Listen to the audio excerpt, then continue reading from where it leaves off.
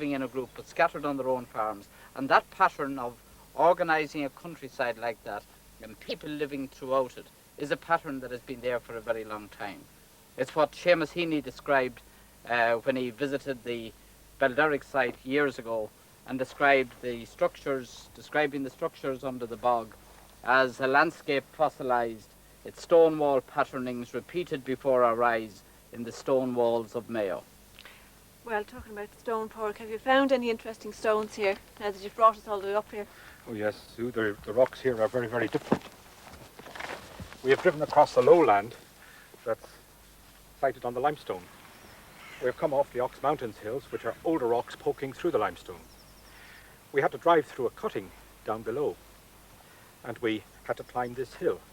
We had to do both of these things because these rocks are hard. These rocks are volcanic rocks. In fact, 500 million years ago, or thereabouts, a volcano was sited here.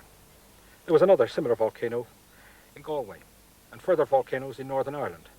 In fact, there was a whole string of volcanoes forming a fringe to a great continental landmass that existed out there 500 million years ago. Hard to credit, but out there was a continental landmass, here there was a volcanic arc, and out there was a great ocean. Well, when we were walking up the hill there, I noticed what looked like to me a kind of quarry or a disused quarry. Oh yes, it was a quarry in which or from which volcanic rock had been taken. This rock is hard. It's very hard rock. It's a very good road metal. In fact, that quarry was probably opened to make the roads around the airport and perhaps even some of the runway. It is a road metal. In fact, a quarry is just a mine. It happens to be a surface mine. When we think of mining, we normally think in terms of gold and lead and zinc. But in fact, it's just as important to mine these sorts of things. These are very, very valuable, and we forget the value of ordinary rock to our everyday lives. So, Pork, will we see any more volcanic rock as we travel along the way?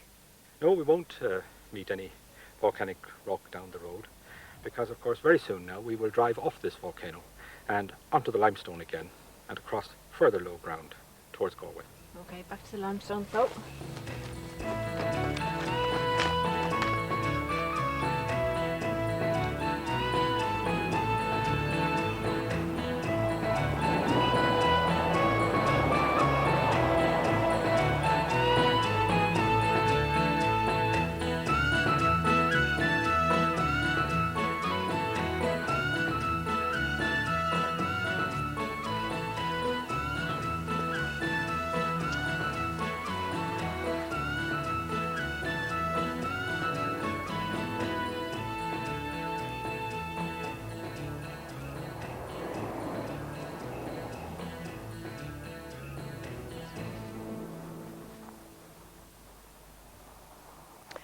Well, Seamus, we're about half a mile or so from Tuam. This will be our last stop on our journey today. What particularly attracted you to this field? Just the stone wall. I've no idea how old it is. It might be 100 years, it might be 200, it might be 1,000 years. But what's important about it is that it's one of these Galway stone walls, and it's part of this tradition. It may not be very old itself, but it's part of this tremendous tradition that goes back for 5,000 years, where the countryside in Ireland in many places has been divided up by stone walls into these rectangular fields. In this case there's grass here now, but in many cases the stone walls have been used to divide up the countryside. And in this case there's very interesting detail in it, where you see the large stones are here, but the very small stones are down at the bottom. And we actually have found that. Well, it may be to really bed these, that they're very solidly bedded, but we found exactly the same type of layout at some of the fields in North Mayo, the ones that go back for 5,000 years. Amazing. And Trevor, the land here seems to have changed a lot. It's much flatter, isn't it? Yes, it is. It's a very different type of land than what we've previously seen.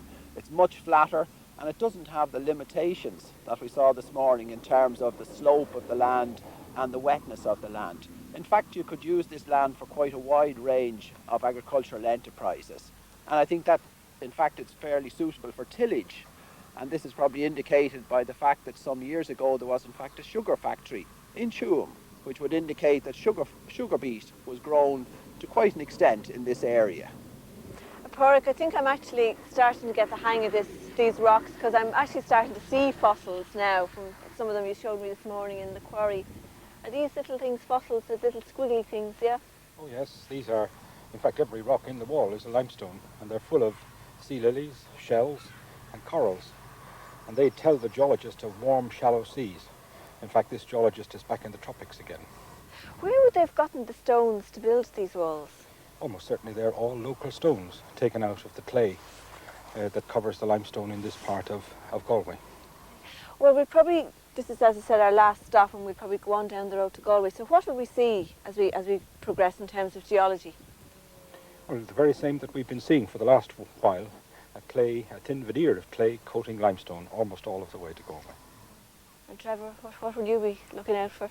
Well, I think another interesting feature just south of Tuam is in fact one of the Teagasc research stations at Belclare.